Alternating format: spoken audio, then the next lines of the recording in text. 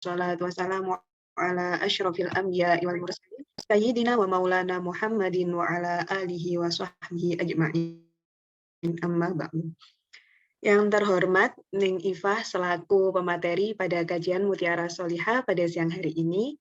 Yang kami hormati para ibu dosen dan ibu-ibu yang hadir dalam kajian ini serta teman-teman yang berbahagia. Pertama-tama dan yang paling utama, marilah kita panjatkan puja dan puji syukur kita atas kehadirat Allah Subhanahu wa Ta'ala, yang mana karena rahmat dan karunia-Nya sehingga kita semua dapat mengikuti kajian Mutiara Sholihah pada siang hari ini dalam keadaan sehat walafiat. Sholawat serta salam tak lupa kita haturkan pada junjungan kita, Nabi besar Muhammad Shallallahu Alaihi Wasallam, yang selalu kita nantikan syafaatnya di yaumil akhir nanti. Perkenalkan, saya Nurul yang insya Allah akan menemani dalam kajian Mutiara Sholihah siang ini.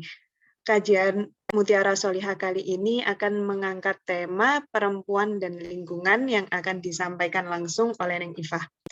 Sebelumnya, saya ingin menyapa terlebih dahulu pemateri kita pada siang hari ini.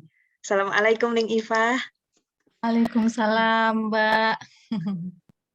Pripun kabarnya, Neng? Sehat nggih? Alhamdulillah sehat. Semoga dengan dan teman-teman yang lain juga dalam keadaan sehat. Amin. Sampun saged dimulai nggih, Neng? Nggih. Langsung saja niki nggih. Nggih, baik, karena pemateri kita sudah hadir, maka waktu dan tempat kami persilahkan kepada Ning Ifah. Terima kasih, Mbak Nurul nggih. Nggih. Assalamualaikum warahmatullahi wabarakatuh. Alhamdulillahirabbil alamin. Senang sekali saya akhirnya bisa berada bersama teman-teman, ibu-ibu, adik-adik yang lain di acara kajian Mutiara Sholihah ini.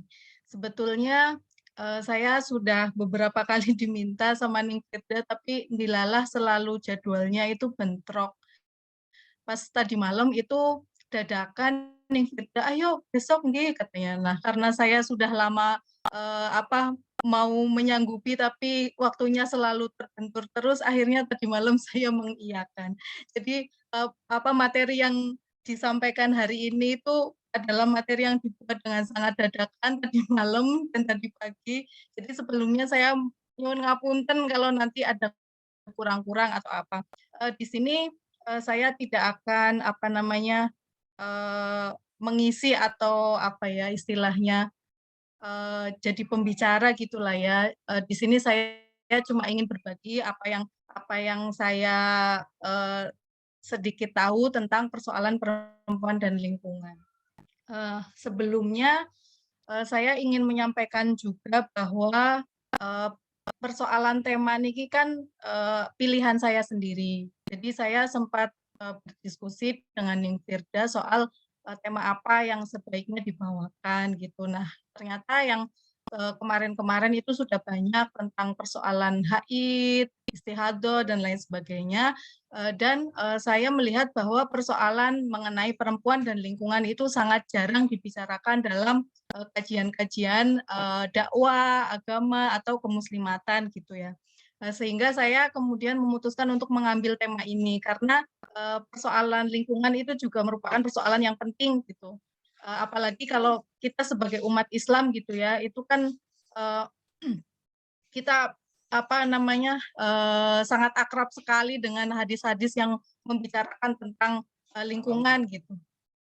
Misalnya ada yang kita sering sekali dengar gitu ya, bahkan dikenal oleh anak-anak kecil itu misalnya kebersihan sebagian dari iman dan lain sebagainya, yang sebetulnya itu berkaitan dengan lingkungan, tapi jarang sekali dibicarakan atau dibahas di forum-forum agama. Nyuwun ngapunten, saged operator membagikan PPT-nya. Nggih, Neng, sekedap izin share screen nggih.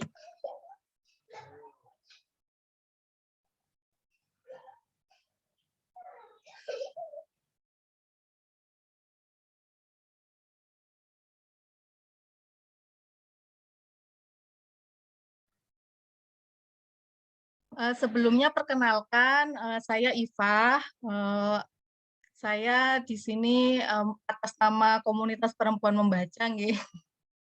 Mungkin teman-teman sudah banyak yang tahu komunitas perempuan membaca, buat yang belum tahu atau penasaran nanti bisa diakses di website-nya www.perempuanmembaca.com. Langsung ke slide kedua, Mbak. Ya. Nah, kenapa sih kita berbicara tentang lingkungan? Tadi yang pertama, sudah saya sampaikan ya, bahwa narasi tentang lingkungan ini jarang sekali dibicarakan dalam dakwah mainstream gitu. Kemudian yang kedua, eee, kita itu sedang menghadapi sesuatu yang sebetulnya sangat mengerikan gitu. Ada ancaman krisis iklim, kepunahan biodiversitas, kelangkaan air dan sebagainya yang sangat mengkhawatirkan. Nah, ancaman-ancaman ini itu sudah banyak sekali dibicarakan gitu ya, dalam awal tahun 2021 yang lalu itu, di Frontiers in Conservative Science itu ada artikel yang memuat 150, kajian akademik yang membicarakan tentang, kondisi lingkungan di bumi kita gitu dan, eee pengerucutan dari, 150 artikel yang ditulis oleh para peneliti itu menyatakan bahwa kita sedang menghadapi krisis biodiversitas, kemudian kepunahan massal, disrupsi iklim, berkurangnya ketahanan pangan, dan meningkatnya sampah plastik. Ancaman-ancaman ini sangat nyata, ada di depan kita melihat bumi itu semakin panas, dari hari ke hari, tetapi, eee upaya-upaya untuk menangani krisis lingkungan itu tampaknya belum betul-betul, dilakukan gitu ya. Padahal kita sebagai, umat Islam yang di sini, kita punya amanah sebagai khalifah, itu sebetulnya punya peran yang sangat, sangat penting, sangat krusial gitu, bahwa kita itu sebagai, khalifah-khalifah di bumi ini punya tugas untuk, menjaga dan melestarikan lingkungan.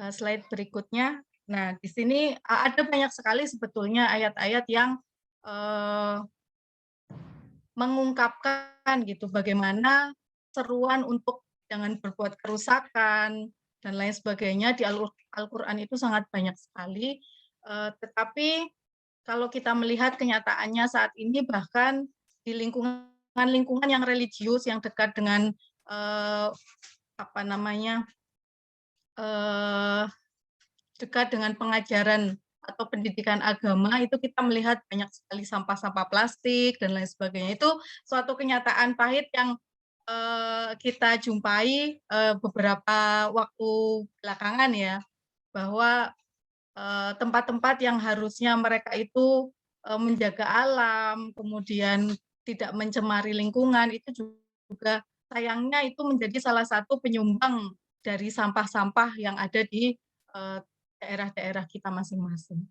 Nah, selama ini dalam berbagai kajian-kajian itu kita banyak sekali berfokus tentang moderasi beragama, kemudian tentang bagaimana menjaga kerukunan dan lain sebagainya. Ya memang itu sesuatu yang penting gitu, tetapi, persoalan lingkungan ini juga bukan persoalan sepele yang, bisa diabaikan gitu, karena ini juga merupakan sesuatu yang sangat penting karena menyangkut, tempat di mana kita tinggal, kita hidup, kita berkegiatan dan lain sebagainya. Nah, kalau misalnya tempat yang kita tinggali ini, rusak, itu kan kita tidak tahu mau tinggal di mana lagi.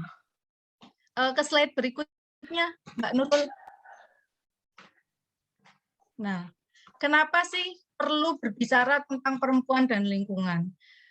Ketika kita berbicara tentang lingkungan, kerusakan lingkungan, itu, sebetulnya perempuan dan anak-anak itu menjadi kelompok yang paling rentan dan paling terdampak dalam krisis ekologis.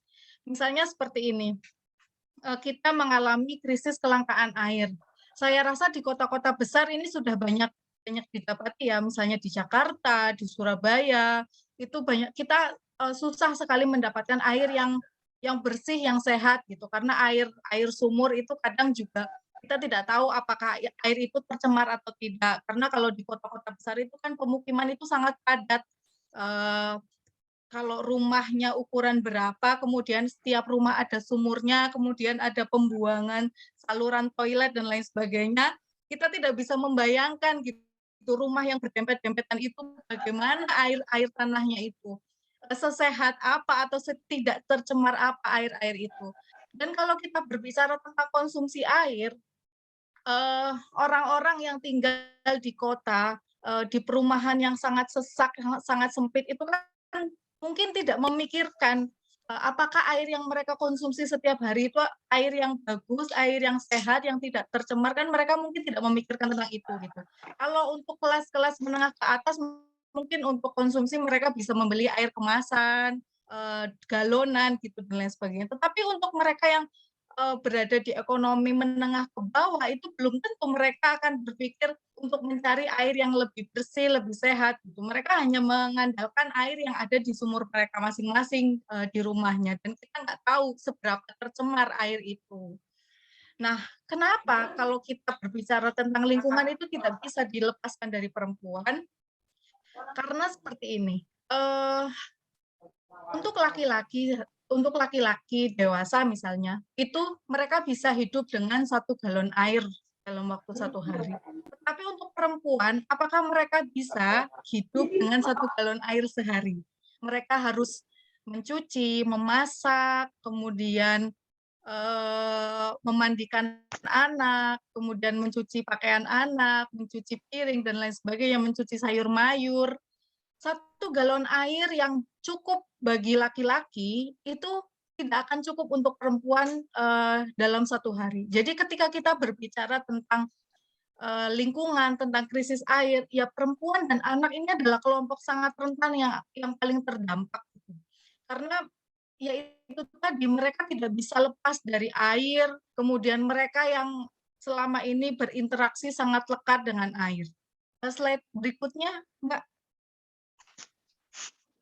Nah, kemudian alasan yang kedua, kenapa kita perlu berbicara tentang perempuan dan lingkungan, karena ternyata perempuan itu ada di barisan terdepan yang memimpin revolusi ekologis. Kalau kita mendengar nama-nama seperti Greta, kemudian Vandana Shiva, kemudian perempuan-perempuan kendeng gitu ya, itu mereka kan perempuan-perempuan yang bergerak untuk membela alam, membela lingkungannya gitu ya, dan mereka itu nggak cuma ada di sini gitu, tapi di seluruh penjuru dunia itu orang-orang yang concern dengan isu lingkungan itu kebanyakan perempuan. Karena mereka menyadari bahwa alam ini sangat dekat dengan mereka gitu. Ketika alam rusak itu mereka yang merasakan imbas yang paling besar seperti itu. Slide berikutnya. Nah, teman-teman tahu ya yang di foto ini siapa? Yang di foto ini adalah perempuan-perempuan kendeng yang menyemen kakinya sebagai protes terhadap rencana pembangunan pabrik semen di Rembang waktu itu. Gugatan mereka menang setelah sekian lama perjuangan yang mereka lakukan. Mereka berjalan kaki dari Rembang ke Jakarta, dari Rembang ke Semarang, kemudian ke Jakarta, berbolak-balik ya, sampai memasung kakinya dengan semen gitu. Dan di bawah ini ada lirik lagu yang selalu mereka nyanyikan gitu. Kalau misalnya mereka berangkat untuk berdemo atau berangkat untuk protes gitulah ya, menyuarakan bahwa tolong dong Pak jangan ditambang, kendeng itu jangan ditambang gitu, karena itu adalah masa depan kehidupan kami. Di sini liriknya itu, Ibu Bumi wis maringi, Ibu Bumi dilarani, Ibu Bumi mengadili, la ilaha illallah Muhammadur Rasulullah. Mungkin teman-teman tahu semua ya artinya ya. Ibu Bumi sudah memberi, Ibu Bumi disakiti, Ibu Bumi yang mengadili, la ilaha illallah Muhammadur Rasulullah.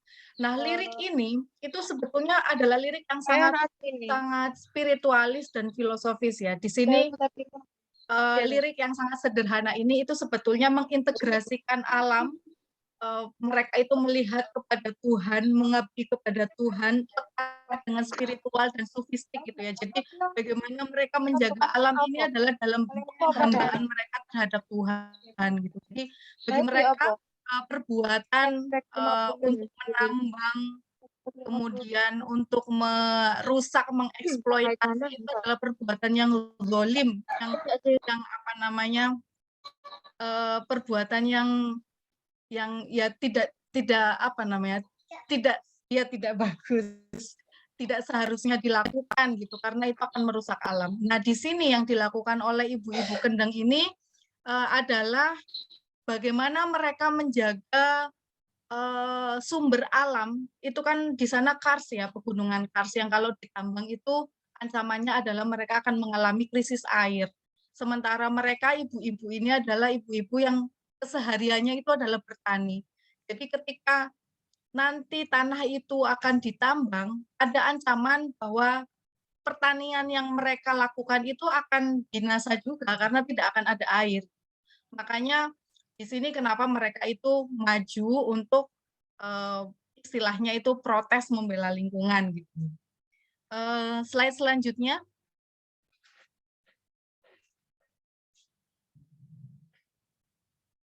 Nah, di sini saya agak sedikit nyerempet gitu ya tentang konsep apa namanya? Enggak. Jadi kalau jangan sayang. Kalau kita berbicara tentang alam dan perempuan dalam salah satu disiplin ilmu filsafat gitu ya, itu sebetulnya alam dan perempuan ini sesuatu yang tidak bisa dipisahkan gitu. Karena kalau misalnya kita berbicara tentang alam, tentang perempuan, itu kita ibaratnya sedang berbicara tentang satu kesatuan gitu. Mama Aleta, salah satu aktivis lingkungan hidup itu pernah mengatakan bahwa orang yang memotong pohon gitu ya, itu sama saja dengan menghilangkan bagian tubuh gitu. Mama Aleta itu merasa bahwa pohon-pohon itu semua adalah bagian dari dirinya, bagian dari kehidupan. Nah, di sini ketika kita berbicara tentang kerusakan lingkungan, tentang eksploitasi gitu, kita sebetulnya berbicara tentang sebuah sistem yang mendominasi, yang mengeksploitasi. Ini bisa dikaitkan dengan sistem patriarki yang nature-nya sistem patriarki itu ingin menguasai, kemudian ingin mendominasi, ingin menaklukkan, ingin merenggut dan apa namanya mengambil keuntungan sebesar-besarnya gitu. Nah, alam dan perempuan itu dalam konsep sistem patriarki ini adalah dunia yang dicap sebagai liar, yang buas, sehingga perlu ditundukkan, dijinakkan, diatur, dan dieksploitasi sesuai dengan kebutuhan peradaban. Nah, secara sederhananya seperti ini. Alam yang seharusnya lestari, yang hijau ini itu kan sebetulnya memberikan kehidupan, memberikan sumber apa namanya sumber daya yang tidak terhingga untuk kehidupan kita gitu. Dan ketika kita mengambil yang seperlunya gitu, sebetulnya itu tidak akan rusak. Tapi masalahnya ketamakan, keserakahan itu dalam mengeksploitasi sumber daya itu yang membuat alam itu menjadi rusak. Nah, di sini bagaimana kita juga melihat ya, hal yang sama itu terjadi kepada perempuan gitu. Jadi perempuan itu dianggap misalnya sebagai sumber fitnah, kemudian dianggap sebagai apa namanya pemancing dari syahwat dan lain sebagainya, sehingga kemudian muncullah aturan-aturan bagaimana perempuan harus seperti ini, perempuan harus seperti itu, kemudian perempuan harus didomestikasi, tidak boleh keluar rumah supaya tidak terkena fitnah dan lain sebagainya. Itu adalah sistem yang sama sebetulnya, sistem yang sama yang ingin menundukkan alam dan menundukkan perempuan. Mereka ingin mendominasi, ingin mengatur, ingin menjinakkan, ingin menundukkan gitu untuk kepentingan dan ego mereka seperti itu. Nanti mungkin ini akan bisa dieksplorasi lebih lanjut ya kalau ada sesi tanya jawabnya. Kita ke slide berikutnya dulu. Nah, solusinya apa untuk kerusakan lingkungan ini? Sebetulnya solusinya itu adalah kembali kepada diri kita masing-masing. Etika kepedulian. Jadi bagaimana kita memperlakukan lingkungan kita. Misalnya kita sebagai perempuan gitu ya, yang lekat dengan kegiatan-kegiatan domestik di rumah gitu ya. Karena kita sedang berbicara tentang pola kehidupan tradisional di rumah masing-masing gitu. Biasanya kan kalau perempuan-perempuan itu ikut membantu memasak di dapur gitu ya. Itu biasanya kan sampahnya sangat banyak. Nah, biasanya sampahnya itu dibuang kemana gitu. Ini kita masih berbicara tentang sampah yang dalam artian sampah gitu, sampah misalnya sampah plastik, sampah apa gitu, itu akan dibuang kemana. Kemudian saya yakin di setiap rumah itu setiap harinya juga pasti punya sampah sisa makanan gitu. Pasti nggak ada ini rumah yang nggak ada sampah sisa makanan, entah itu sisa nasi, kemudian sisa sayur, sisa lauk, itu dibuang kemana. Nah, etika kepedulian itu mengajarkan pada kita bagaimana kita mengelola sampah-sampah itu, bagaimana kita bertanggung jawab atas sampah-sampah yang kita produksi gitu. Nah, kalau di sini itu ada sebuah pesantren pesantren Anukoyah, mungkin teman-teman pernah mendengar ya di Sumeneb.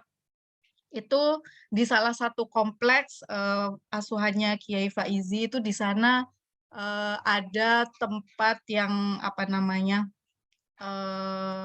di mana anak-anak itu dilarang untuk memproduksi sampah. Jadi persoalannya itu sudah bukan lagi sampah dibuang kemana, tapi bagaimana kita tidak membuat sampah gitu. Jadi di sana itu misalnya air kemasan yang gelasan itu dilarang, kemudian jajanan-jajanan yang apa namanya yang pakai plastik itu dilarang gitu. Jadi mereka itu kemana-mana punya botol sendiri gitu.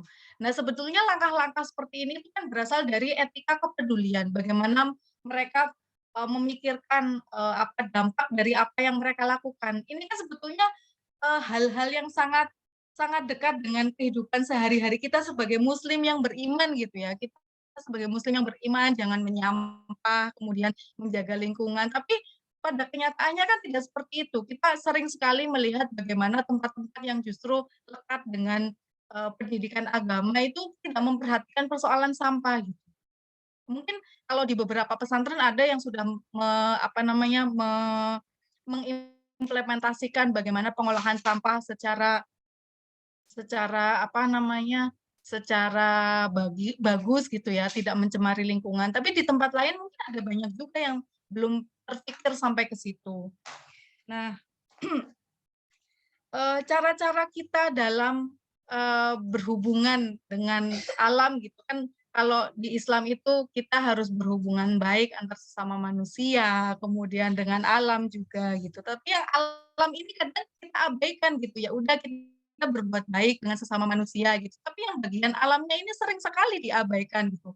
Padahal itu juga penting gitu, kita sebagai manusia yang punya tugas sebagai khalifah di bumi ini sering sekali ini apa namanya, berbuat zalim kepada alam dan kita tidak menyadari itu gitu. Misalnya perempuan-perempuan seperti kita yang setiap bulan mengalami menstruasi gitu, itu kita pakai pembalut apa, kemudian kita buang kemana pembalutnya gitu. Meskipun sekarang sudah banyak kampanye-kampanye untuk menggunakan pembalut kain, kemudian menstrual cup gitu, tapi ya ini belum belum menjangkau ke semua tempat gitu, karena di beberapa tempat yang lain, sebagian besar ya masih memakai pembalut, sekali pakai. Kemudian untuk anak-anak bayi, yang masih menggunakan diapers gitu juga kita ini sudah hampir apa namanya, hampir niscaya lah ya anak-anak bayi zaman sekarang itu pasti pakai diapers sekali pakai gitu. Jarang sekali yang memakai kelodi atau kemudian memakai popok kain, itu sangat jarang sekali. Ya, keputusan-keputusan sederhana di dalam rumah tangga kita itu sebetulnya sangat berpengaruh dengan alam gitu, dan sekarang sudah saatnya bagi kita untuk menyadari itu bahwa, sebagai seorang yang beriman, seseorang yang mengamini, atau mengimani, apa namanya, perintah-perintah Allah di dalam Al-Qur'an, untuk tidak membuat kerusakan, kita harus sudah mulai berpikir ulang. dari apa yang kita konsumsi sehari-hari. Kalau kita berbicara tentang, apa namanya, perusahaan-perusahaan yang apa namanya, tidak tidak memikirkan kelestarian lingkungan dalam mengeksploitasi, dalam menambang dan lain sebagainya, itu kita membutuhkan gerakan yang lebih besar lagi gitu ya untuk, menyuarakan seperti yang dilakukan para perempuan Kendeng itu. Tetapi untuk bagaimana kehidupan di dalam rumah kita masing-masing, misalnya di Indonesia ini ada berapa, rumah tangga gitu ya, dan sampah rumah tangga itu juga salah satu apa namanya, penyumbang utama sampah-sampah yang ada di bumi ini. Sampah plastik misalnya kita, keseharian aja, saya pagi-pagi berangkat ke pasar, beli bawang 1/2 kilo, beli bawang merah 1/2 kilo, beli cabe 5.000, itu semua kan dikemas dalam plastik-plastik kecil kan.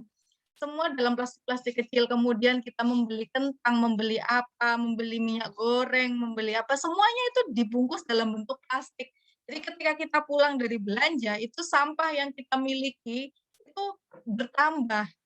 Nah, kemanakah sampah ini akan dibuang gitu, akan dikelola gitu, itu sampai sekarang juga masih belum ya didaur ulang, masih belum, apa namanya, belum ketemu gitu. Apalagi mereka yang tinggal di pedesaan, yang tidak tahu, apa namanya, bagaimana cara mendaur ulang, bagaimana cara mereka, membuang sampahnya gitu. Karena di sini saya tinggal di Sumeneb ya, di Madura, di sebuah desa yang cukup jauh dari kota. Di sini ada sungai besar mengalir gitu, dan sekarang sungainya itu tidak cuma mengalir dalam bentuk air, tapi juga popok-popok, kemudian pembalut, kemudian sampah-sampah rinso, dan lain sebagainya. Dan kalau kita berbicara soal religiusitas, kurang religius apa masyarakat di sini?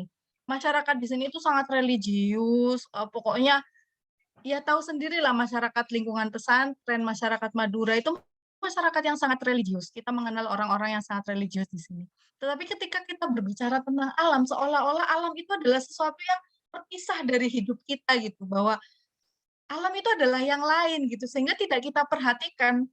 Nah, sekarang sudah saatnya kita memikirkan bagaimana kita, menganggap bahwa alam itu adalah bagian dari diri kita gitu. Jadi ketika alam itu rusak, sebetulnya yang terancam itu bukan bukan yang lain, tapi diri kita gitu. Bagaimana kalau air itu nanti, nggak ada gitu. Sebetulnya di sini itu sudah banyak sekali terjadi ya. Saya kemarin itu, membuat sumur. Sumur air itu biasanya di sini kalau sumur itu sekitar 20 meter itu sudah keluar air. Nah, saya kemarin itu sumur sudah sampai 40 meter lebih. Jadi ancaman krisis air bersih itu sebetulnya ada di depan mata gitu, dan, eee, yang terjadi selama ini itu sudah alarm tanda bahaya bagi kita, tapi kita nggak menyadari gitu, kita nggak mau mendengarkan alarm itu gitu. Kita masih sibuk berbicara tentang hal-hal yang lain gitu. Ya nggak apa-apa kita berbicara tentang moderasi beragama, tentang radikalisme itu juga penting gitu. Tapi persoalan lingkungan ini juga salah satu hal yang, tidak kalah pentingnya untuk, kita perhatikan, untuk kita, apa namanya, kita antisipasi bagaimana. Ya solusinya itu tadi, etika keadilan. Kita kembali kepada diri kita masing-masing. Bagaimana kita, bukan hanya, berupaya untuk mendaur ulang sampah atau memikirkan kemana sampah dibuang, tetapi juga sebisa mungkin mengurangi konsumsi sampah gitu. Di salah satu buku, yang mungkin akan terbit dalam beberapa waktu ke depan gitu, itu penulisnya, menulis tentang hijrah ekologis gitu. Dia menarasikan tentang katak. Jadi ketika ada air panas yang direbus, kemudian katak itu dicemplungkan ke dalam air panas itu, dia secara otomatis itu akan melompat keluar. Tetapi ketika kita, memasak air, kemudian dari air yang dingin kita cemplungkan katak itu, kemudian kita panaskan pelan-pelan, itu katak itu akan terlena sampai akhirnya dia masak sendiri, sampai akhirnya dia mati. Nah, itu yang sebetulnya sedang terjadi pada kita. Kita di bumi ini, apa namanya, sedang terlena seperti katak yang diceritakan itu tadi, bahwa, di bumi ini kita sedang mengalami pemanasan global gitu. Beberapa hari yang lalu saya sempat membaca berita, di mana Jakarta itu katanya naik, berapa derajat gitu suhunya. Dan itu sebetulnya alarm tanda bahaya, tapi kita tidak mendengarkan itu gitu, bahwa ini suatu yang sangat sangat mendesak untuk kita, apa ya, untuk kita lakukan gitu, untuk kita tangani gitu. Makanya perempuan-perempuan di seluruh penjuru dunia itu sebetulnya sedang maju, sedang sedang apa ya, sedang protes, tapi ya suara mereka masih banyak yang belum didengar. Salah satunya ya Greta itu, kita pasti tahu lah ya kalau Greta, anak kecil yang menyuarakan tentang perubahan iklim, kemudian kalau di sini itu kita kenal perempuan-perempuan kendeng gitu. Nah ini mungkin bisa jadi perhatian khusus bagi kita, anak-anak muda sekarang, bagaimana kita berupaya untuk, menahan laju dari kepunahan-kepunahan, kemudian krisis iklim dan, apa namanya, kerusakan-kerusakan yang sebetulnya sedang mengancam kita di depan. Demikian yang bisa saya sampaikan, kurang lebihnya mohon maaf, ini ngapunten sekali karena bikin materinya dadakan. Jadi kalau banyak kurangnya saya mohon maaf, nanti mungkin bisa apa namanya, bisa berbagi, kita bisa sharing lagi gitu ya di sesi, diskusi gitu. Mungkin teman-teman ada juga yang mau menyampaikan gitu pandangan-pandangannya tentang lingkungan, monggo. Demikian Mbak Nurul, matur nuwun. Assalamualaikum warahmatullahi wabarakatuh. Waalaikumsalam warahmatullahi wabarakatuh. Terima kasih banyak Ning Iva atas penjelasannya, materi yang sangat luar biasa ini. Baik, selanjutnya adalah sesi tanya jawab. Dipersilakan kepada ibu-ibu dan teman-teman yang ingin bertanya, langsung bisa raise hand atau juga bisa mengirimkan pertanyaannya melalui chat box. Assalamualaikum warahmatullahi wabarakatuh. Waalaikumsalam warahmatullahi wabarakatuh. Saya mau bertanya, nggih. Nggih, Mbak monggo. Vita. Nggih, monggo. Yang kalau tanyakan ke Ning Iva, kalau misalkan nggih, saudara itu kurang mendukung dalam hal menjaga lingkungan, kayak misalnya, kayak buang sampah itu, kayak karep kula niku dibakar mawon ya, mboten usah dibuang ten napa, sungai, tapi keluarga itu kadang kurang mendukung gitu. Lah gimana nggih caranya, kayak solusinya gitu loh. Padahal sudah saya kasih tahu bahwa, itu nggak baik buat lingkungan gitu. Kadang orang sekitar yang kurang mendukung. Lah niku pripun solusinya ngoten. Terus kalau kalau misalkan ya nih gini, kita kan kayak perempuan nggak nggak bisa jauh-jauh, nggak semuanya kan pakai, kalau head nggak pakai kain, sebagian kan juga pakai pembalut. Lah gimana solusinya agar tetap bisa menjaga lingkungan, tapi di sisi lain kondisinya seperti itu. Terima kasih. Ngapunten.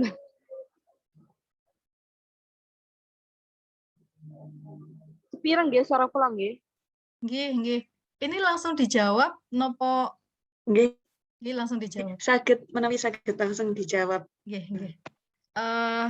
Menurut kula nggih, memang untuk apa ya, membangkitkan kesadaran tentang lingkungan ini bukan hal yang mudah gitu ya. Karena jangankan untuk, orang-orang di sekitar kita yang, katakanlah apa namanya, pola pikirnya itu masih tradisional gitu. Orang-orang yang berpendidikan, yang ada di kampus-kampus, kita lihat sendiri itu di kampus-kampus itu juga banyak sekali sampah-sampah, kemudian ada yang suka buang apa sembarangan, itu juga banyak gitu ya. Jadi memang persoalannya itu bukan persoalan tentang orang yang lebih terdidik, lebih berpendidikan atau apa gitu, tapi memang kesadaran untuk membangun apa namanya, atau, apa, melestarikan lingkungan ini memang tidak mudah gitu. Jadi, dan nggak bisa frontal gitu, memang harus pelan-pelan gitu ya.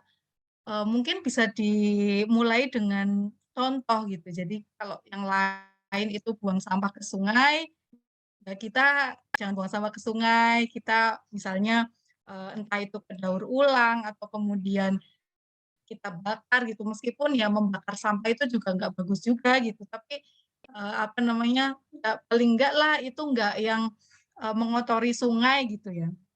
Eee, Kalau misalnya orang yang, apa namanya, membuang sampah ke sungai itu lebih sepuh dari kita, kan itu susah kita yang mau apa namanya, mau ngajari gitu ya, nanti malah apa namanya, malah istilahnya gimana sih, nggak sopan atau gimana.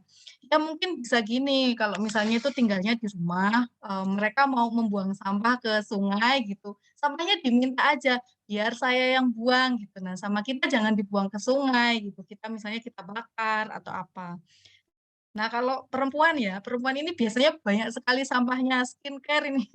Pasti botol-botol skincare itu tiap bulan itu juga pasti banyak numpuk gitu. Nah, sebetulnya sekarang sudah banyak, aplikasi-aplikasi gitu, saya lupa kemarin teman saya ada yang ngirimin, itu tentang bungkus-bungkus skincare gitu, itu bisa dikirimkan ke mana gitu, itu nanti mereka akan daur ulang gitu. Karena sebetulnya kalau untuk sampah plastik, botol, itu memang paling bagus itu daur ulang gitu, karena kalau kita buang sembarangan itu mereka terurainya itu lama sekali, kemudian kalau terurai itu mikroplastiknya itu akan mencemari gitu. Misalnya kita kan selama ini, tahu bahwa ikan itu adalah sumber gizi yang sangat bagus gitu ya. Tapi gimana ya, lautan kita itu lebih banyak plastiknya daripada ikannya gitu. Jadi itu agak agak ngeri-ngeri sedap juga gitu. Ini saya jadi teringat ya beberapa tahun yang lalu saya sempat menerjemahkan sebuah novel, penulisnya penulis dari, Tiongkok kalau nggak salah, itu namanya Wu Mingyi. Itu di novel itu menceritakan tentang, kerusakan alam gitu. Jadi bagaimana sampah-sampah yang ada di samudra itu, dari seluruh dunia ini ya, sampah-sampah yang ngumpul di, apa namanya, di samudra di seluruh dunia. Kan kita biasanya kalau main ke pantai itu asal buang sampah, gitu ya. Nah, sampah-sampah itu ternyata bertemu gitu, sampah dari Indonesia, dari Eropa, dari mana itu bertemu gitu, dan mereka menggabung jadi satu dan menjadi sebuah pulau plastik besar gitu. Ini kalau teman-teman penasaran bisa cek nanti di Google, namanya Pulau Plastik Vortex gitu, itu gede banget gitu, dan jadi ya itu mengerikan gitu bagaimana ada di tengah samudra itu ada pulau plastik gitu, dan kalau kita bicara plastik itu kan, plastik yang kalau mereka sudah, kena panas, kena hujan, apa, itu mereka partikel-partikel kecilnya, mikroplastiknya itu justru sangat berbahaya. Karena dia akan masuk ke ikan, kemudian ikan dimakan sama kita gitu ya. Kemudian kita, punya anak, kemudian anaknya ikut mengkonsumsi mikroplastik itu dan itu akan menimbun menimbun terus-menerus di tubuh kita dan itu menjadi penyakit. Nah, jadi saran saya itu ya tadi, kita berusaha untuk memberikan contoh, mengedukasinya pelan-pelan gitu. Karena kalau kita frontal itu jelas akan ditolak. Kalau kita frontal itu pasti langsung, "Wah, anak kecil mau ngajari orang tua," gitu dan lain sebagainya. Dan ya itu nantinya jadi malah nggak baik gitu. Kemudian yang kedua tentang pembalut, sejujurnya persoalan ini juga persoalan yang apa namanya, sangat penting karena kalau perempuan itu pasti tiap bulan mereka membutuhkan pembalut ya. Eee, Sebetulnya sekarang sudah banyak sekali pembalut-pembalut kain yang bagus. Kalau misalnya kita nggak berani pakai menstrual cup gitu ya, saya juga sampai sekarang masih maju mundur yang mau nyoba menstrual cup karena ya agak ngeri gitu, apa, kan bentuknya kayak cup kecil gitu, terus dimasukkan gitu ke saluran, vagina gitu, terus nanti kan nutup sendiri, jadi, darahnya nanti tertampung semua ke situ. Beberapa teman saya yang sudah pakai itu bilangnya lebih nyaman sih, lebih nyaman, lebih enak bergerak, kemudian nggak bocor gitu. Cuman, eee, ya saya belum nyoba sendiri, jadi nggak bisa menceritakan pengalamannya. Nah, kalau solusi dari saya itu kita nyoba kurangi pelan-pelan, misalnya kan kalau kita pakai pembalut sekali pakai itu kan durasinya 4 jam ya. Jadi 4 jam itu harus ganti, 4 jam itu harus ganti. Nah, kalau kita membayangkan sehari itu kita misalnya ganti 3 sampai 4 kali pembalut itu kan sampahnya banyak sekali. Jadi mungkin, kita bisa ngurangi dengan, apa, di-mix gitu pakai pembalut kain. Kan kalau pembalut kain yang sekarang itu sudah banyak yang bagus-bagus, kemudian daya tahannya itu juga lebih bagus gitu, jadi nggak yang tebel-tebel banget, dia itu tipis tapi bisa menyerap gitu, terus bisa dicuci, kemudian bisa dipakai lagi gitu. Jadi mungkin kita bisa gitu, kita nyetok pembalut kain di rumah itu mungkin bisa 2, 3 gitu untuk gantian dengan pembalut, sekali pakai. Jadi supaya tidak 100% pakai pembalut sekali pakai, kurang lebihnya begitu. Semoga bisa menjawab nggih, Mbak Vita Arika.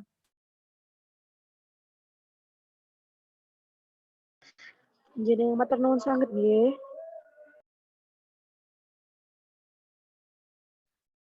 Baik, apakah ada yang ingin bertanya lagi?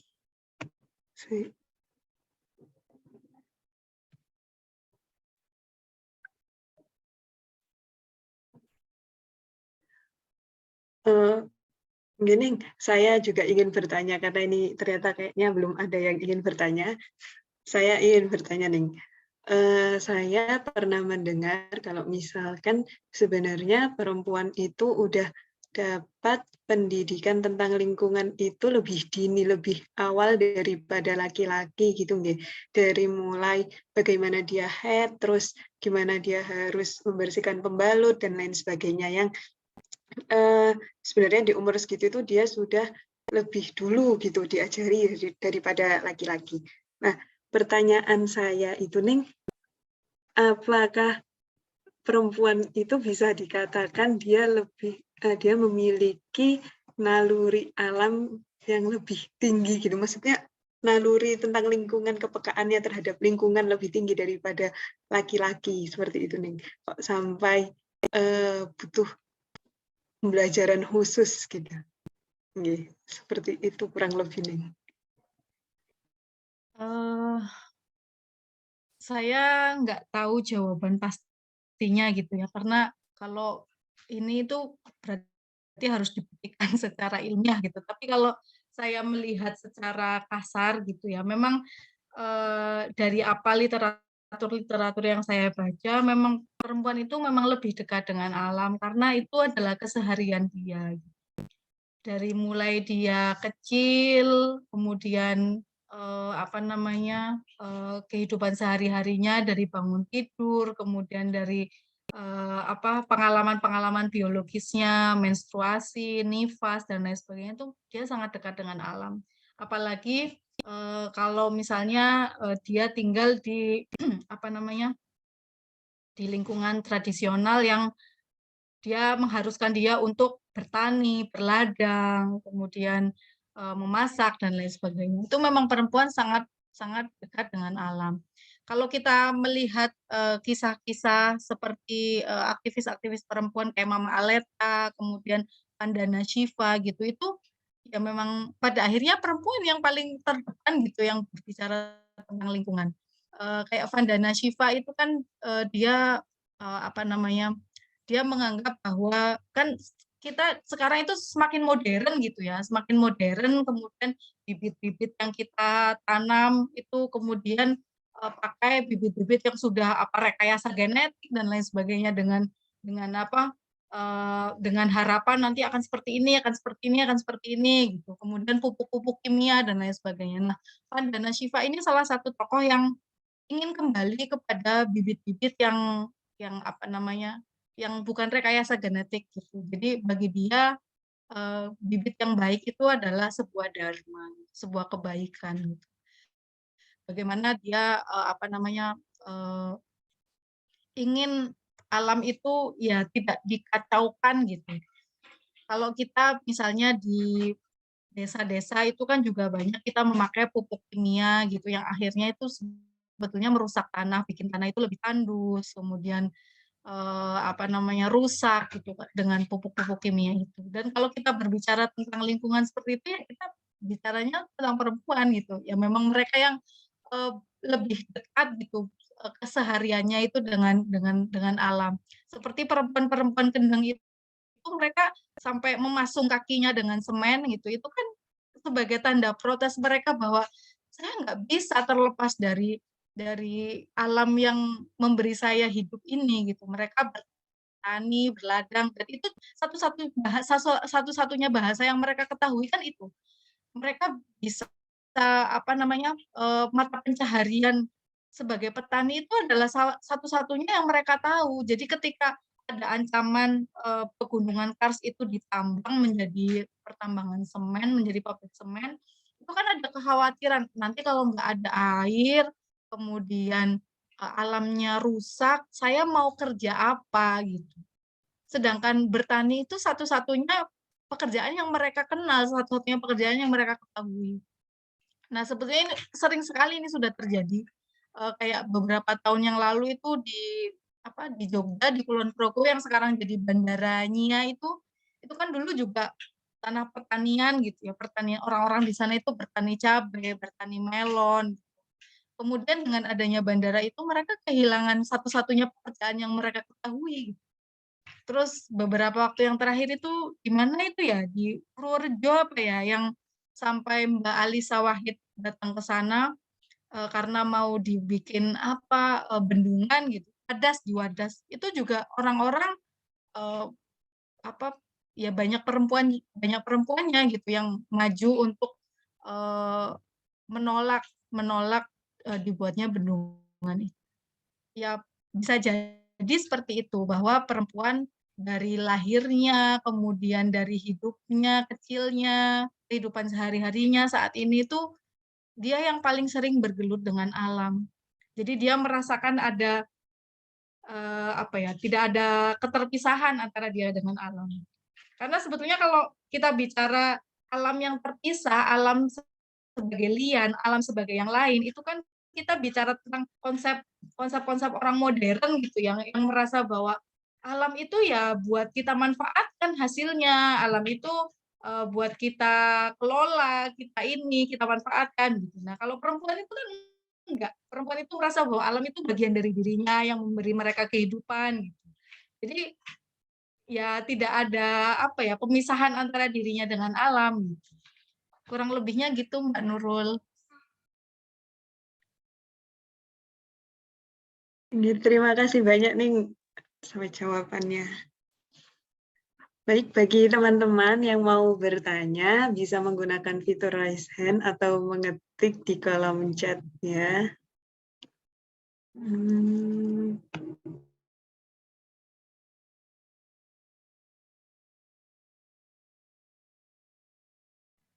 Iki kulo ngapunten juga nggih sudah membawa tema yang asing. Karena kulo sempat kepikiran gitu mau tema yang apa gitu karena ya kalau kita bicara tentang perempuanan, misalnya tentang fikih, tentang HI, tentang istihadah, ya itu memang hal yang penting gitu. Semua perempuan wajib tahu tentang itu. Tapi itu banyak dibicarakan gitu. Tapi kalau soal lingkungan ini sangat jarang dibicarakan. Jadi saya mengambil topik ini gitu. Jadi biar kita mulai membicarakan lagi tentang lingkungan, apa, jadi apa ya, ya biar teman-teman juga gelisah gitu, aduh saya konsumsi skincare-nya kalau bulanan itu sampahnya segini, kemudian pembalut saya sampahnya segini gitu, kemudian kalau kita jajan itu beli es boba itu sampahnya kalau dikumpulin tuh segini gitu. Jadi kita berpikir ulang gitu, ya memang, topik ini tidak menyenangkan gitu, topik yang apa ya, yang sebetulnya malah membuat kita gelisah, membuat kita nggak tenang, membuat kita jadi apa ya, kepikiran, jadi pokoknya nggak menikmati hidup lah kalau kita sudah berbicara tentang kerusakan lingkungan gitu. Pokoknya hidupnya udah nggak tenang lagi kalau, menyadari bahwa, konsumsi kita tiap hari ini sudah menghasilkan, bencana gitu, bencana di depan mata. Tapi ya mungkin ini akan apa ya, saya berharapnya bisa ya paling enggak lah, kita jadi berpikir ulang tentang bagaimana kita mengkonsumsi gitu. Karena kalau terutama teman-teman mahasiswa gitu ya, biasanya kan kalau di kampus itu jajannya ya minuman-minuman yang kemasan-kemasan itu, es boba, apalagi sekarang banyak minuman-minuman yang apa, yang viral gitu ya. Ya mungkin kita bisa ya nggak apa-apa jajan itu, tapi kita bawa tumbler, ya memang ribet sih bawa tumbler, berat gitu. Kalau sudah selesai minum gitu, apa, bikin sesak di tas gitu ya. Saya memang mengakui itu, nggak ada yang enak kalau kita berbicara tentang lingkungan itu.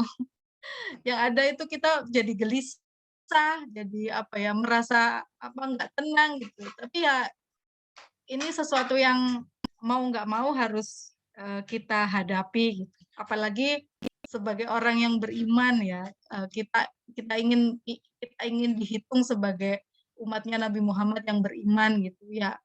Itu jangan jangan melakukan perusakan-perusakan di bumi gitu. Karena kalau kita melakukan perusakan-perusakan di bumi ya kita sebetulnya sedang sedang apa ya, sedang berbuat sesuatu yang tidak Islami. Kalau selama ini kita memaknai Islami sebagai memakai kerudung yang apa namanya yang menutup dada, kemudian memakai baju muslimah yang tidak ketat dan lain sebagainya. Itu kita selama ini kan memaknai Islami sebagai hal-hal yang seperti itu. Padahal kita tidak membuang sampah sembarangan itu juga perilaku yang sangat Islami. Kemudian kita tidak mengkonsumsi berlebihan itu juga perilaku yang sangat Islami. Kita makan dihabiskan, tidak menyisakan sampah itu juga perilaku yang sangat Islami. Seperti itu.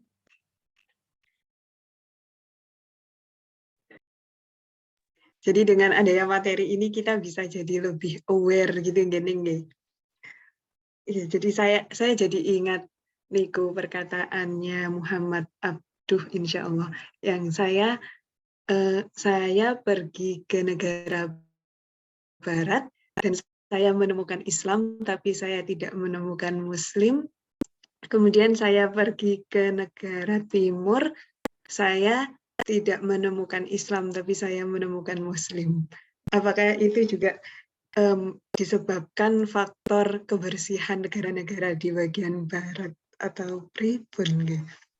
Kok bisa beliau sampai berkata seperti itu? Iya, mungkin salah satunya seperti itu gitu ya. Kalau kita melihat negara-negara barat yang sangat bersih, itu kan sebetulnya itu nilai-nilai yang sangat Islami gitu. Tapi di tempat kita yang kita mengklaim diri kita ini sebagai orang yang Islami, tapi justru perilakunya tidak Islami. Ya mungkin seperti itu yang dirasakan oleh Abduh gitu. Kalau teman-teman mungkin tertarik untuk melihat bagaimana ulama-ulama apa namanya yang berbicara tentang lingkungan gitu ya, itu bisa baca Syekh Hussein Nasr gitu loh. Syekh Hussein Nasr itu dia banyak sekali berbicara tentang lingkungan.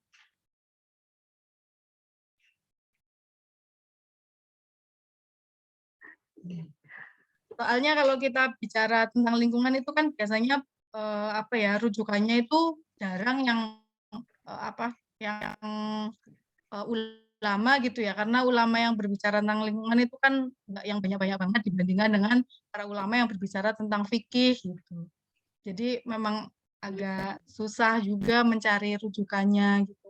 Apalagi kalau kita bicara apa lingkungan, perempuan, kemudian ada kata-kata patriarkinya, udahlah kita langsung dicap, aduh ini pasti pemikiran barat, pemikiran liberal gitu. Padahal enggak gitu.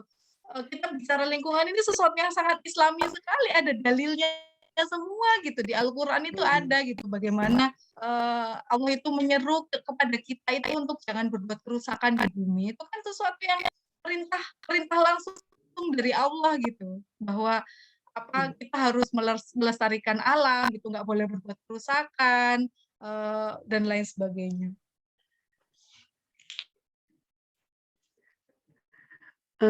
Baik untuk teman-teman, jika ingin bertanya bisa langsung raise hand.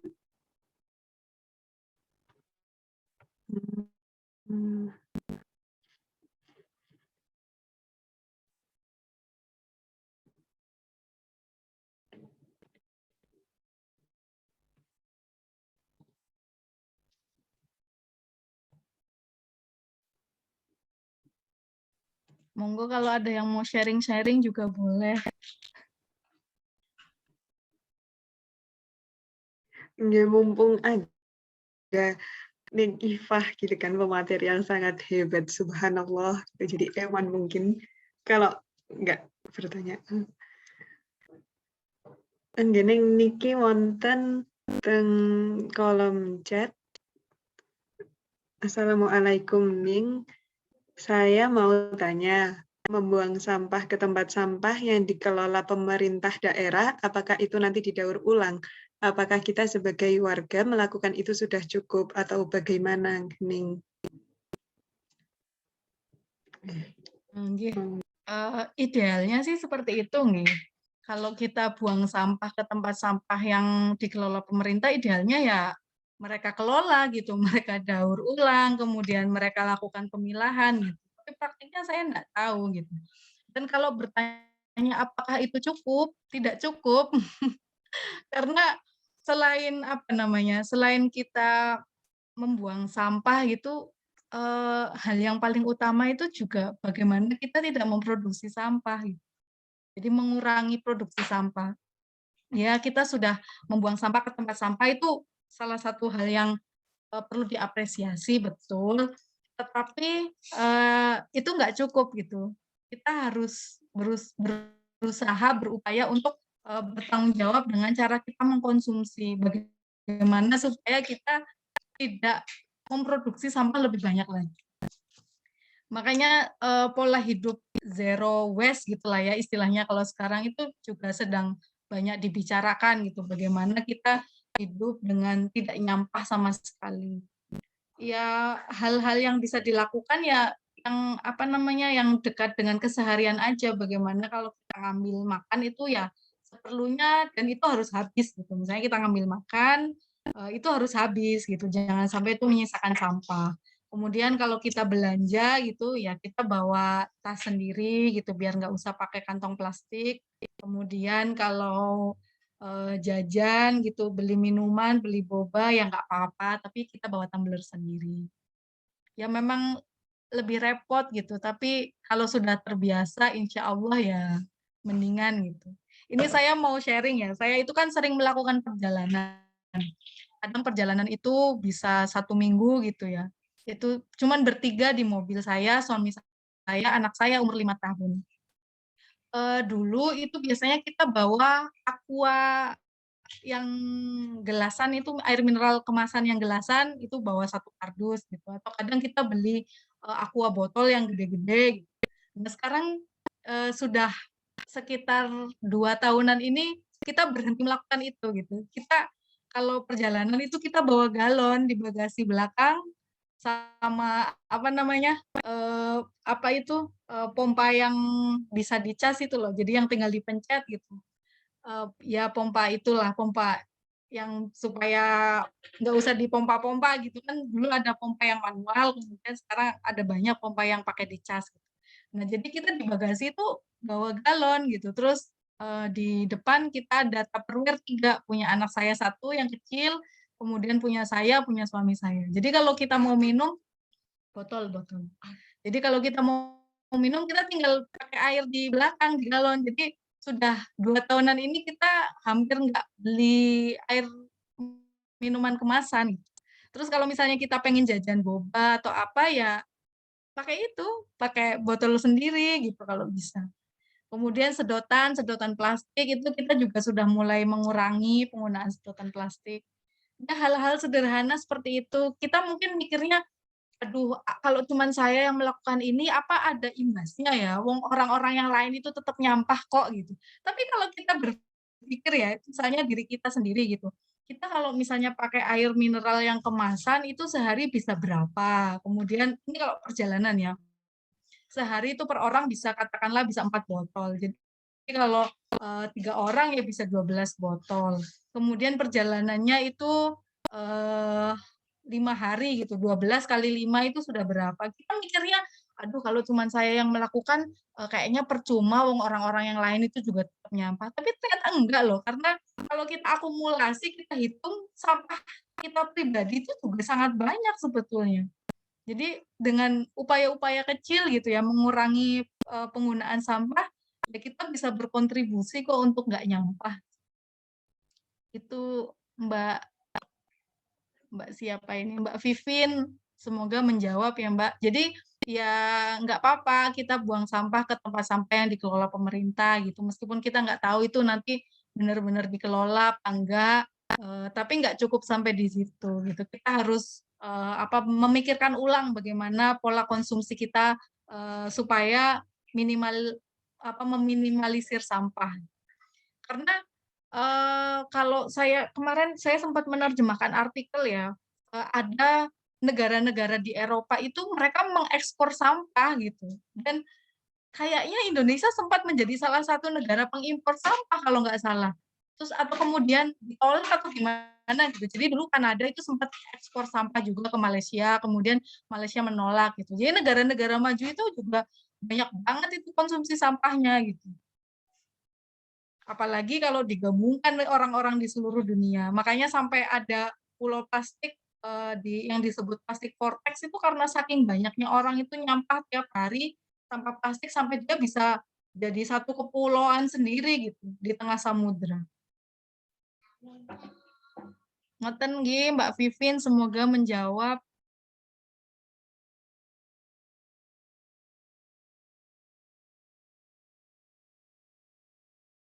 Ya, Pripon mungkin ada feedback dari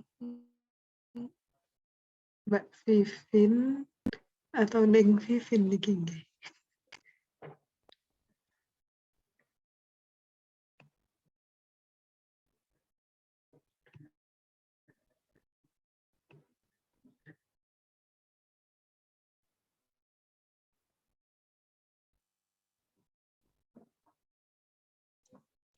Oke, terima kasih banyak Ning sudah menjawab. Oke, mungkin ada lagi pertanyaan dari teman-teman.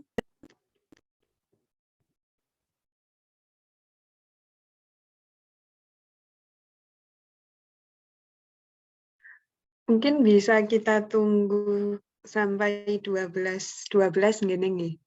Sambil menunggu pertanyaan yang mungkin masih ada di pikiran teman-teman.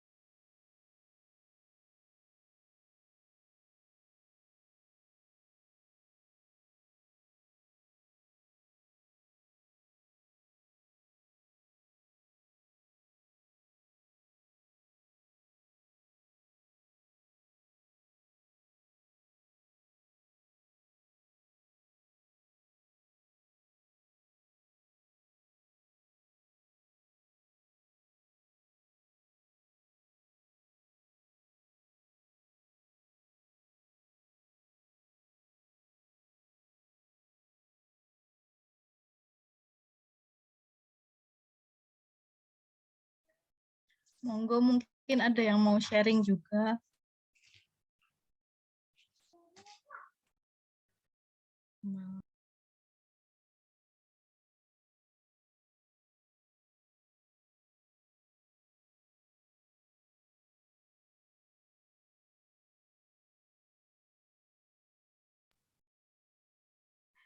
Ngapunten, saya mau nanya ini mahasiswa dari Fakultas nopo nggih? Dari ITS nih. Oh.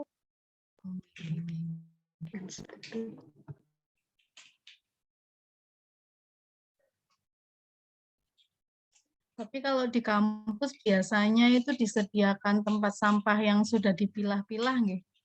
Biasanya ada yang organik apa gitu. Enggak, tapi keresahan saya nih gini. Tempat sampahnya itu jarang-jarang gitu. Jadi harus jalan dulu baru nemu tempat sampah gitu. Jadi nggak ada nggak deket-deket gitu tempat sampahnya itu.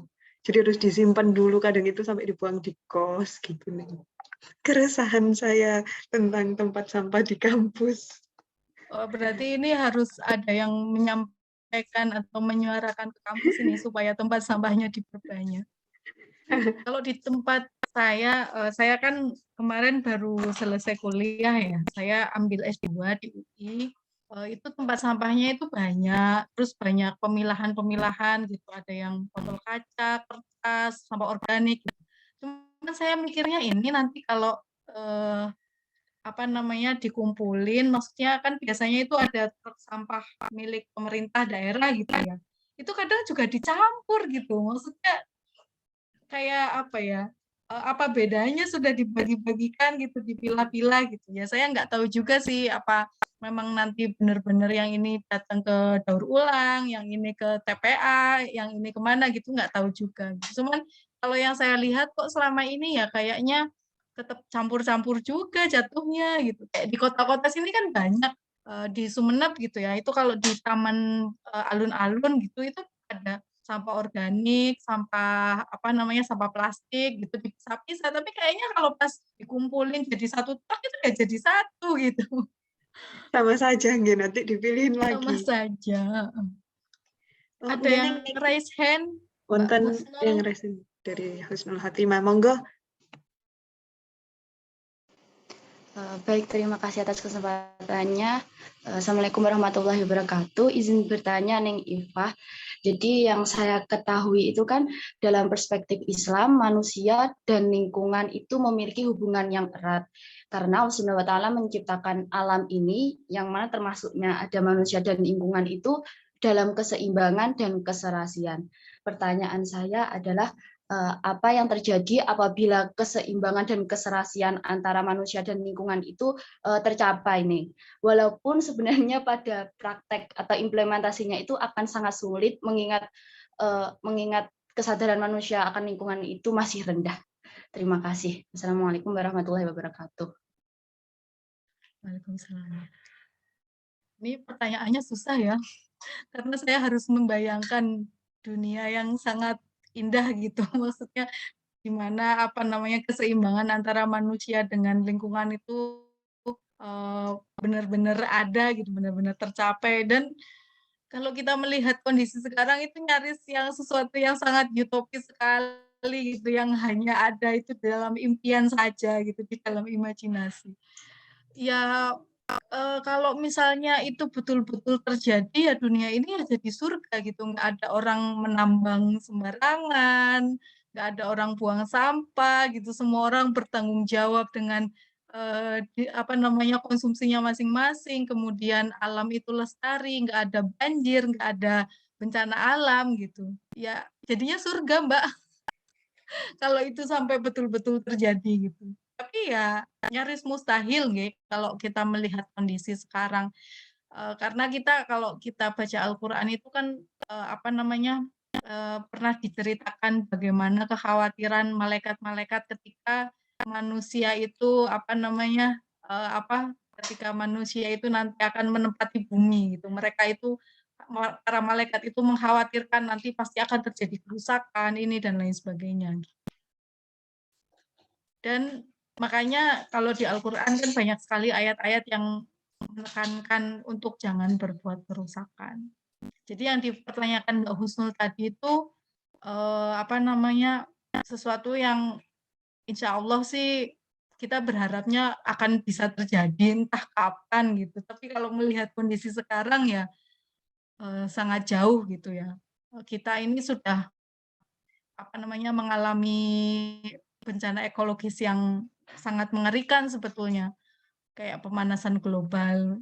Mungkin teman-teman merasakan kalau kita di luar ruangan itu sangat gerah kan sekarang ini, apalagi apa beberapa tahun terakhir iklim ini nggak menentu gitu, yang waktunya musim hujan itu nggak hujan, yang waktunya panas itu malah hujan gitu. Pokoknya disrupsi iklim lah, nggak beraturan sama sekali. Makanya kita perlu melakukan hijrah ekologis gitu. Jadi kalau selama ini yang sering digaung-gaungkan oleh orang itu hijrah untuk apa memakai pakaian yang syar'i gitu ya. Sekarang kita kita bikin juga lah hijrah ekologis gitu. Hijrah untuk nggak nyampah, hijrah untuk apa nggak pakai botol plastik, kemudian hijrah untuk mengurangi pembalut sekali pakai gitu. Jadi teman-teman nanti bisa apa namanya dibikin tren ini biar nggak cuma hijrahnya hijrah dari yang tadinya nggak kerudungan jadi kerudungan, yang tadinya nggak gamisan jadi gamisan. Sekarang kita bikin juga hijrah ekologis gitu. Yang tadinya buang sampah sembarangan, sekarang nggak buang sampah sembarangan.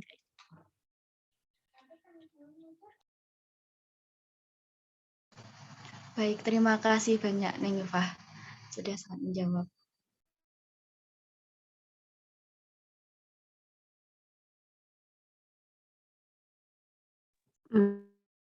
Baik, Neng. Untuk selanjutnya karena keterbatasan waktu dan juga mungkin teman-teman sudah tidak ada yang ditanyakan lagi, maka berakhirlah kajian kita pada siang hari ini. Mungkin terlebih dahulu dari Deng Iva, apabila ingin menutup penyampaian materi kali ini, monggo kami persilahkan. Saya berterima kasih sekali sudah diajak untuk berbagi bersama teman-teman di sini, ibu-ibu, mbak-mbak. Semoga hal yang sedikit yang saya sampaikan itu ada manfaatnya, meskipun topiknya itu bukan topik yang menyenangkan ya, topik yang menggelisahkan, tapi semoga ada manfaatnya buat kita semua. Jadi mari kita mulai melakukan hijrah ekologis supaya alam kita makin lestari. Ngoten mawon.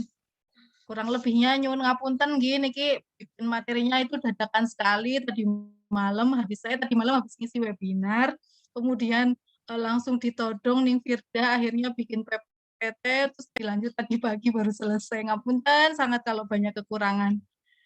Nggih, ngoten mawon, kurang lebihnya saya mohon maaf. Assalamualaikum warahmatullahi wabarakatuh. Waalaikumsalam warahmatullahi wabarakatuh. Waalaikumsalam warahmatullahi wabarakatuh. Baik, untuk sesi selanjutnya dokumentasi, monggo untuk teman-teman yang tidak berhalangan untuk on cam, silahkan menyalakan kameranya.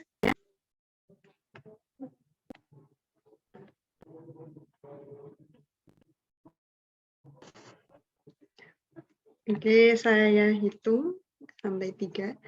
1, 2, 3. Sekali lagi. 1, 2, 3. Oke, terima kasih banyak. Dengan berakhirnya terjawabnya pertanyaan tadi terakhir dari Mbak Husnul, maka berakhirlah kajian kita pada siang hari ini.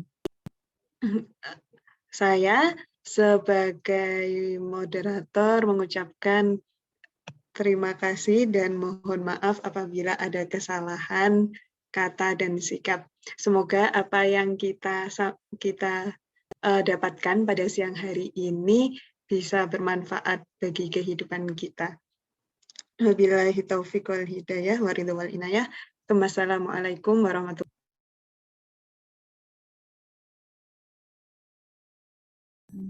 Terima kasih Neng Iva. Sami-sami. Kalau izin live nggih. Monggo Neng. Assalamualaikum, sampai ketemu lain waktu.